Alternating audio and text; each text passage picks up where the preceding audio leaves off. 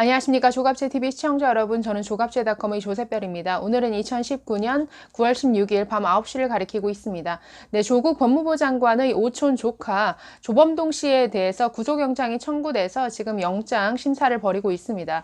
오늘 밤 늦게나 내일 새벽쯤에 구속 여부가 결정될 것이라고 하는데요. 네, 조범동 씨는 지금 문제가 되고 있는 조국 일가가 투자한 사모펀드의 운용사인 코링크 PE의 실소유주로 알려져 있습니다. 어떤 직함도 가지고 있지는 않은데 실질적으로 대표라는 명함을 가지고 다니면서 실소유주로 행사한 것으로 지금 알려지고 있습니다.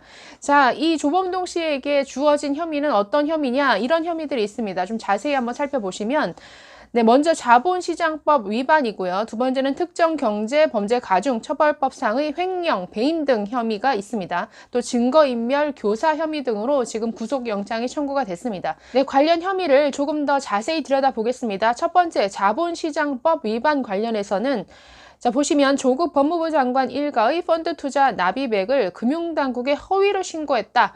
즉 금융당국에는 알려진 바대로 조국 일가가 마치 74억을 투자할 것처럼 이렇게 약정한 것으로 신고를 했죠. 그런데 실질적으로는 약 14억 정도만 투자를 했습니다. 이것에 대해서 조국 장관은 청문회에 나와서 마치 이 74억 약정이 무슨 카드 이용 한도처럼, 현금 서비스 이용 한도처럼 이렇게 설명하기도 했는데 이것은 그런 개념이 아니고 뭔가 금융당국을 속여서 이 펀드 규모를 부풀린 것이죠. 그렇기 때문에 이것은 자본시장법 위반에 해당된다. 자, 두 번째 보시면 펀드 투자자인 조 장관의 처남이, 그러니까 정경심 교수의 동생이죠. 이 처남이 펀드 지분을 갖게 하는 등 운용에도 관여하도록 해서 펀드 운용과 투자를 분리하도록 한 규정을 위반한 것이다. 역시 자본시장법 위반입니다. 지금 이 건과 관련해서는 정경심 교수 그리고 정경심 교수의 동생도 지금 연루가 된 것으로 나옵니다. 왜냐하면 정경심 교수가 그 동생에게 한 5억인가요? 8억인가를 빌려준 것으로 알려져 있는데 그 돈이 지금 이 코링크 PE 설립 자금으로 들어갔기 때문에 이것은 운용과 투자를 분리하도록 한 자본시장법 위반에 해당이 되죠. 그래서 이것은 향후에 정경심 교수까지 뭔가 문제가 될 수 있는 이런 사안입니다. 자, 두 번째, 특정경제가중 처벌법상의 횡령, 배임 등과 관련해서는 구체적인 혐의 내용은 이렇습니다. 코링크 PE의 자금을 10억 원 이상 빼돌린 혐의를 지금 갖고 있습니다. 자, 어제 이런 보도가 있었죠.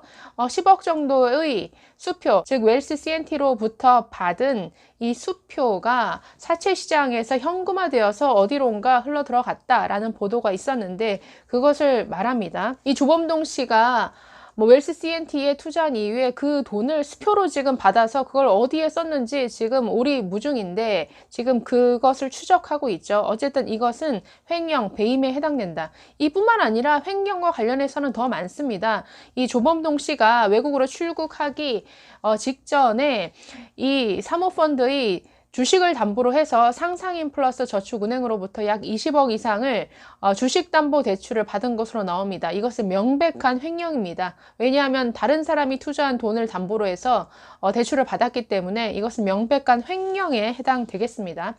자, 다음으로 보시면 또 증거인멸 교사. 네, 이것은 잘 알려진 대로 녹취록이 공개가 됐죠. 거기 보시면 조범동 씨가 웰스 CNT 대표 최모 씨라든가 코링크 PE의 이모 대표와 뭔가를 숨기기 위해서 굉장히 애쓰는 이러한 내용이 녹취록을 통해서 공개가 된 바 있습니다.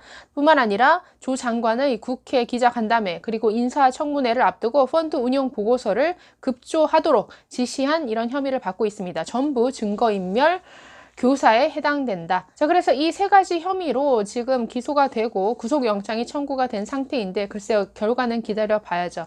자, 이 사모펀드 의혹과 관련해서 내용이 굉장히 복잡합니다. 그래서 표를 보면서 좀 정리를 할 필요가 있어서 좀 정리해보는 시간을 가지려고 합니다. 네, 그림을 보면서 말씀드리도록 하겠습니다. 먼저 사모펀드를 운영하는 운용사인 코링크 PE가 있죠. 이 코링크 PE는 이모 대표가 등기가 되어 있긴 한데 실질적으로는 조범 조범동 씨가 실소유주다 이렇게 알려져 있습니다. 네, 이 운영사인 코링크 PE는 그동안 여러 가지 펀드를 설립해서 투자자를 모았습니다. 맨 처음에 만들었던 것이 저 오른쪽 위에 있는 레드 펀드였습니다. 레드 펀드를 통해서 어디에 투자를 했냐면 현대자동차 등의 1차 협력사인 익성이라는 이 소재 부품 업체에다가 투자를 했습니다.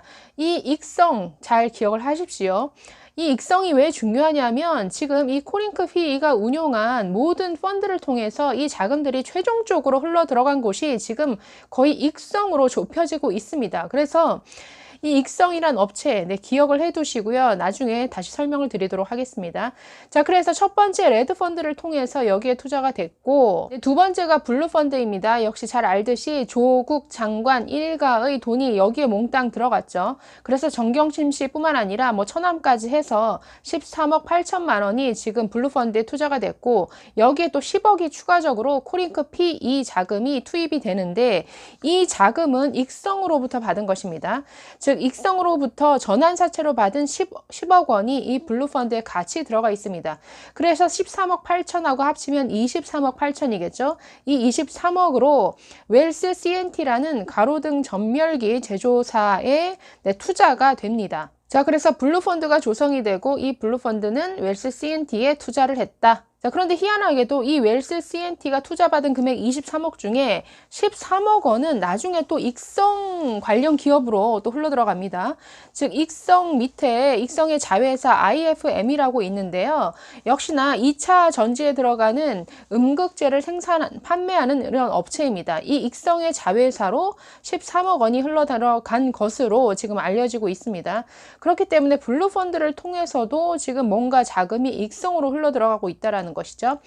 자, 두 번째 가운데 보시면 블루 펀드가 만들어진 이후에 또 세 번째로 배터리 펀드가 만들어집니다. 이 배터리 펀드는 코링크 PE 자금과 합쳐서 WFM이라는 코스닥 시장에 상장된 업체, 영어 교육 업체인데 이 업체를 인수하게 됩니다. 자, 그런데 인수 직후에 이 영어 교육 업체인데 이 사업 목적에 2차 전지 소재 사업을 추가를 시킵니다. 그래서 이 WFM은 그 이후에 어디에다 투자를 하냐면 역시 IFM, 익성의 자회사인 이 IFM과 2차 전지에 들어가는 음극재, 배터리 소재 공동 개발 협약을 이유로 역시나 또 투자를 하게 됩니다. 자, 이 WFM이라는 이 회사는 정경심 씨와도 또 연관이 되죠. 이 정경심 씨가 2017년 10월 이 인수 직후부터 수개월에 걸쳐서 고문료 명목 등으로 매달 수백만 원씩 총 1,400만 원을 받은 것으로 알려져 있습니다. 자, 이에 대해서 정경심 씨는 자기가 영문과 교수이기 때문에 영어 사업 관련해서 자문을 해준 것일 뿐이다. 그래서 자문료를 받은 것이다. 라고 이렇게 해명을 했지만 글쎄 투자금에 대한 뭔가 이자 명목 등으로 받은 것이 아니겠느냐 이렇게 보는 전문가들이 더 많습니다. 자, 그래서 이 표를 보시면 결국 지금 코링크 PE가 운용하는 이 레드 펀드, 블루 펀드, 배터리 펀드를 통해서 지금 자금이 다 어디로 흘러 들어가고 있냐면 몇 번의 어떤 과정을 거쳐서 결국에는 익성의 자회사인 IFM으로 자금이 흘러 들어가고 있다라는 것을 알 수가 있습니다. 자, 이게 왜 중요하느냐? 지금 오촌 조카 조범동 씨가 웰스 CNT 대표 최모 씨 그리고 코링크 PE의 대표로 등록되어 있는 이모 씨랑 나눈 이 녹취록이 공개가 된 바 있죠. 자, 거기서 굉장히 이게 공개되면 큰일 난다. 전부 이해관계 충돌 문제가 생긴다라고 하면서 굉장히 뭔가를 감추려고 했던 그 대화 내용이 있었습니다. 그 대화 내용이 전부 뭐와 관련된 거였냐면 바로 이 자금이 익성으로 들어간 부분, 뭔가 익성과 관련해서 전부 나온 대화들이었다라는 거죠. 그 대화를 한번 보겠습니다. 녹취록을 보면은 조범동 씨가 굉장히 감추려고 했던 부분이 뭐냐면 코링크 PE가 문재인 정부의 국정 과제인 2차 전지 사업에 투자했다라는 것, 그것에 집중했다는 사실을 굉장히 감추고 싶어 했습니다. 사실상 코링크 PE는 2차 전지뿐만 아니라 스마트 시티라든가 5G 이동통신이라든가 어떤 문재인 정부가 중점을 두는 이런 사업과 맞물린 분야에 굉장히 많이 투자를 했습니다. 자, 녹취록 한번 보시면 이렇게 되어 있죠. 조범동 씨가 우리가 내부 정보를 미리 알고 배터리 육성 정책에 맞물려 투자한 것 아니냐라는 쪽으로 가면 빼도 박도 못하는 상황이다. 배터리 육성 정책에 투자했다면 완벽하게 정황이 인정되는 전부 다 이해 충돌 문제가 생긴다라고 이렇게 걱정을 하고 있죠. 그리고 이거는 같이 죽는 케이스예요. 정말 조 후보자 같이 낙마해야 하는 상황입니다. 배터리 연결되고 WFM 뭐 전부 지금 이 익성이라는 업체와 연결되는 이러한 내용들이죠. 자, 뭐 네 번째 보시면 IFM, 익성 다 난리 날 거고요. 더 난리가 날 거고 이게 전부 다 저기 수소차, 현대차 이런 것까지 다 엮어가지고 완전히 기자들이 좋아하는 그림들이 완성되는 상황이거든요. 자, 그래서 이 두 사람의 대화를 보고 있으면 블루펀드와 그리고 코링크 PE에서 웰스 CNT에 투자한 돈의 일부가 익성으로 흘러 들어간 이런 정황도 그대로 드러나고 있죠. 자, 보시면 조범동 대표님은 그게 이모 씨한테 줘서 그 사람한테 갔으니까 그 사람 죽은 사람 계약서를 써놓고 정리를 하자는 거 아니에요. 아니, 죽은 사람이 지금 돈을 어떻게 넣어놔. 이 앞에서는 뭐 익성의 이모 회장에게 7억 3천만 원을 주지 않았느냐라는 이런 대목이 나옵니다. 그래서 웰스시티에 들어온 돈 중에 7억 3천만 원 정도가 익성 대표인 이모 회장에게 흘러 들어갔다라는 것이 드러나고 있죠. 그래서 그것을 뭔가 서류를 꾸며놔야 되니까 지금 이 대화에서는 뭐 차용증 그냥 빌려준 것처럼 차용증을 만들어 놓자 뭐 이런 얘기를 지금 하고 있는 것이죠. 네, 어쨌든 이 자금 흐름을 보시면 이 코링크 PE가 운영했던 모든 자금들이 거의 2차 전지 업체인 익성으로 뭔가 흘러 들어간 이러한 정황들이 굉장히 많이 포착이 되고 있습니다. 그리고 이 녹취록을 보시면 뭔가 코링크 PE와 익성과의 관계를 굉장히 숨기고 싶어 했던 것이 드러납니다. 아까 왜 숨기려고 했습니까? 대화 내용 가운데 이해 충돌 문제가 생긴다. 그러니까 뭔가 이 민정수석이라는 자리를 이용해서 문재인 정부가 추진하고자 하는 국정사업에 관련된 정보를 미리 취득한 이후에 그 정보를 이용해서 이렇게 투자를 한 것이 아니냐. 전부 이게 사실이라고 한다면 뭐 공직자윤리법 위반에 뭐 위반되는 사항이 너무너무 많아지죠. 자, 문재인 정부는 지난 2017년 7월에 국정 운영 5개년 계획을 발표를 하면서 친환경 미래에너지 발굴 육성 방안을 포함시켰습니다. 이 가운데 2020년까지 공공기관의 ESS 이것은 에너지 스토리지 시스템인데 에너지 저장 장치입니다. 이 ESS를 의무적으로 설치하겠다라는 이 내용이 포함이 됩니다. 이 ESS가 바로 2차 전지입니다. 그래서 익성의 자회사인 이 IFM이라는 회사는 이 문재인 정부의 국정 운영 계획이 발표되기 직전인 2017년 6월에 설립이 됩니다. 그렇기 때문에 아까 녹취록에도 조 씨가 뭐 이런 내부 정보를 획득해서 배터리 육성 정책에 투자한 것 아니냐, 완전히 빼도 박도 못하는 상황이 된다. 그래서 이거를 숨겨야 된다. 이런 취지로 말한 것을 알 수가 있습니다.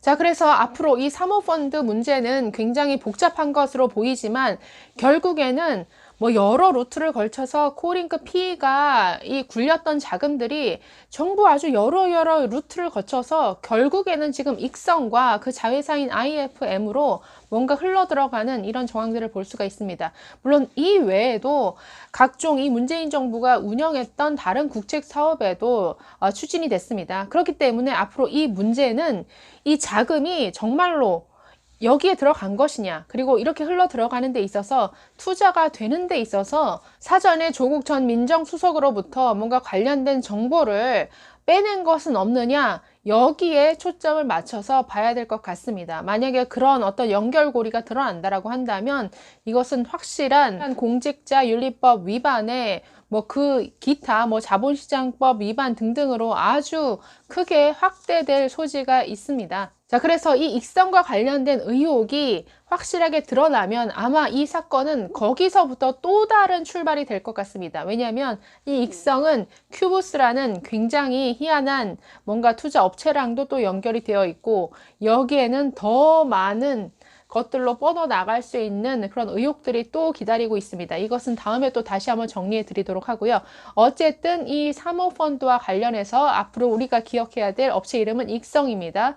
그리고 이 익성과 관련해서 뭔가 조국 전 민정수석이 네, 여기에 특별한 뭔가 어떤 사전 정보를 주었느냐, 이 여부를 잘 지켜봐야 될 것 같습니다. 먼저는 오늘 조국 오촌 조카 조범동 씨가 정말 구속될 것인가, 이 결과를 기다려 봐야겠네요. 네, 감사합니다.